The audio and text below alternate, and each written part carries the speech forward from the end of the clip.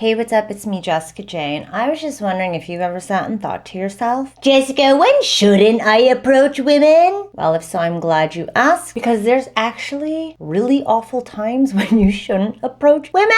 And to make sure you never miss out on another opportunity to find out the most optimal and most awful times to do things with the women you're interested in, or another one of my videos, don't forget to hit that subscribe button with that notification bell. Okay, so I had a new client come to me recently and tell me that, yeah, I've done 100 approaches in the last month. And I was like, how'd that work out for you? And he was like, oh, fine, but it's just like, I just gotta force myself to do it. Even when I didn't want to do it, I did it. And I was like, how did those work out for you? And he's like, yeah, no, I didn't get any numbers, but I had some good enough conversations. Essentially, they went nowhere, which does not surprise me. I'll tell you guys right now, my answer to him was, you should absolutely never fucking approach 100 times just because somebody told you to approach 100 times. If you're gonna try to do the same thing and not get consistent, predictable results, you're never gonna get good at that thing. It's like trying to learn the piano, but every day they're gonna change the keys on you. You're never gonna get better. So if you want to find out what works to get you better with the women you want, better at your interactions, book your call with me right now, jessicajdating.com/book, and we'll get you to a place where you're actually getting better with women without you having to approach anybody you don't feel excited to talk to. Which brings me to when you should absolutely not approach women. You should absolutely not approach women when you're not in a great mood. Meaning, if you're in a bad mood or you're not feeling good in any way. Even curious is feeling good. Like, oh my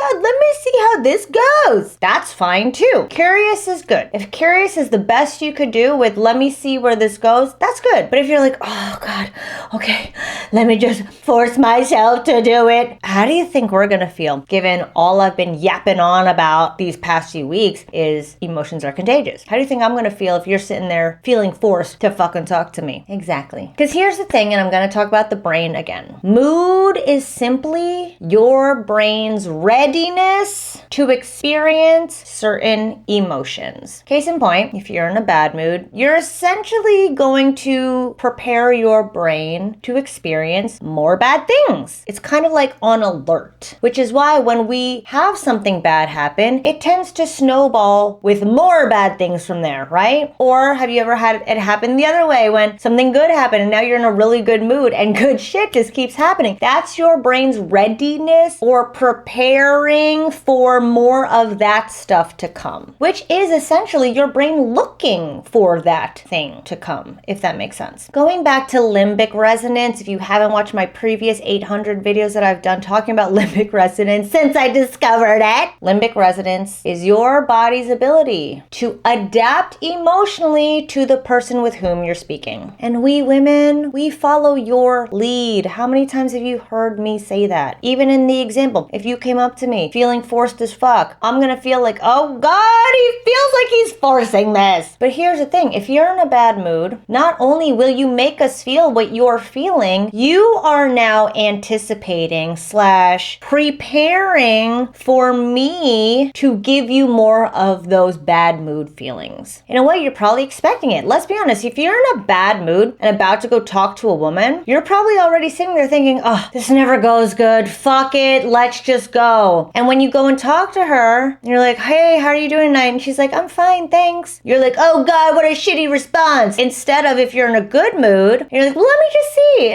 what she says. And you're like, hey, how are you doing tonight? And I'm like, I'm fine, thanks. You might think, oh wow, she smiled and responded. Do you see the difference how your mood can see something different in me with the same exact response? So you can probably see that if you're in a bad mood, going to approach women, it's just a cyclical shitty process of this thing you're doing never working in your favor. So it's only going to make you feel like more and more shit about yourself because you're not bettering your interactions with women. You should only approach, which you're probably already understanding, I'm going to get to this, you should only approach when, ding ding ding, you are in a good mood. And a good mood can be neutral and let me just see what happens. That's a good enough mood. That's curious and that's inquisitive. If you are approaching me with curiosity and feeling inquisitive and open to see where it goes, how do you think I'm going to feel about you? I'm also going to feel curious about you, open to you. Do you see how that happens? And I'm telling you, this is where you can finally get to a place where you are creating a new cyclical pattern of what's happening when you talk to women. However, it is going to take you actually starting from a place of being at least curious and inquisitive. Too many of you put the pussy on the pedestal and are like, oh God, I gotta impress her and get her number. But you don't even know this chick yet. How do you know you want her number? So if you are having bad mood approaches, or if you are having approach anxiety, you've got to take it down to a place where the only mood you have from now on is curious and inquisitive. Because honestly, that's kind of all she deserves. Even if she's a super fine fucking chick and she looks like she's got everything going on for her, take it down a notch, curious and inquisitive. And if you know you want to get to a place where you do feel so much more confident, so much more excited, so much more comfortable about approaching women, and want to actually better your interactions, practice bettering your interactions, book your call with me right now, jessicajdating.com/book. We have a bit of a container where you can just practice creating connections with women without all that outside shit influencing you. Like her friends might tell her that we have to leave now, or her boyfriend might come around the corner, or she might be a bitch to you. No,